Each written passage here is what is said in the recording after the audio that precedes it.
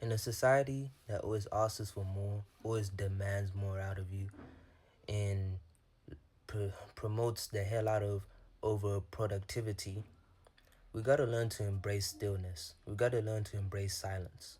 A lot of people avoid the silence, not because of the silence, but what the silence reveals, what the stillness reveals.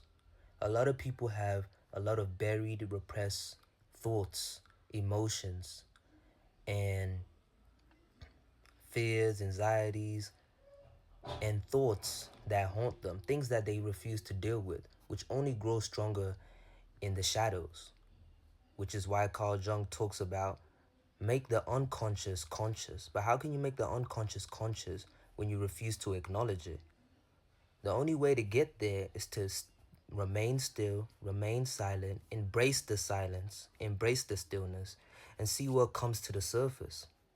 To release what is heavy. That is how one becomes whole. That's how one individuates. And Carl Jung speaks about this. So, in a society that promotes hella distractions, the moment you feel, the moment there is no more noise, the moment you're not scrolling or seeing something pass or something like that, something entertaining, something to grab your attention constantly. And the only attention you can focus then on is on yourself, on your mind, on what's rising up to the surface, on your spirit, your heart. A lot of people tend to run, and it's natural. We like to avoid what's discomfortable, but that thing is part of us. And if we do not acknowledge it, it will end up controlling us indirectly in life.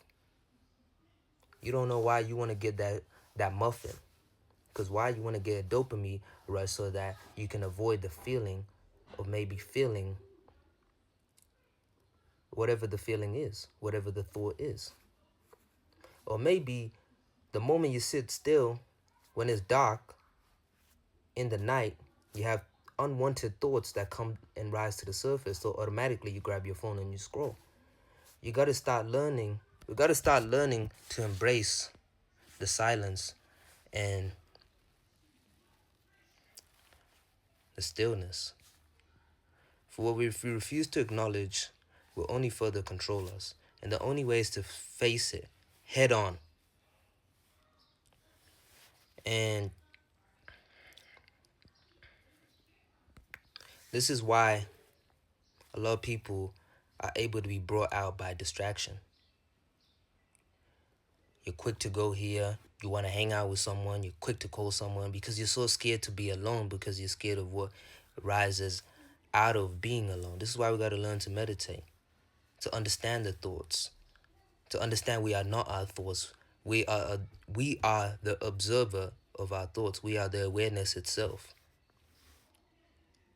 And to see what the real issue is: an unexpressed emotion, a repressed desire, a thought that was not a thought or idea that was not brought to life because you were told that you couldn't do it, that it won't work. These things don't go away. They remain under the surface, on the underground of your mind. And they will keep rising, especially when there's no distraction, when you're filled with energy that surfaces it up just like water, bringing out to the surface, certain things onto the surface. I don't even know.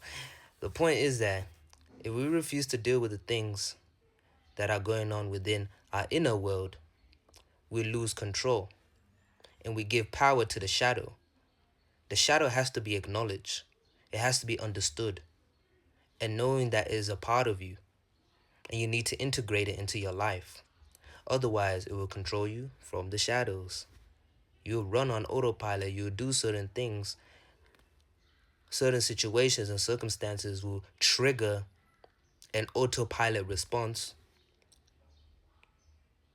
and you lose more control over yourself. You lose the control over yourself. You're just the passenger. And who wants to be the passenger? You need to take hold of your life.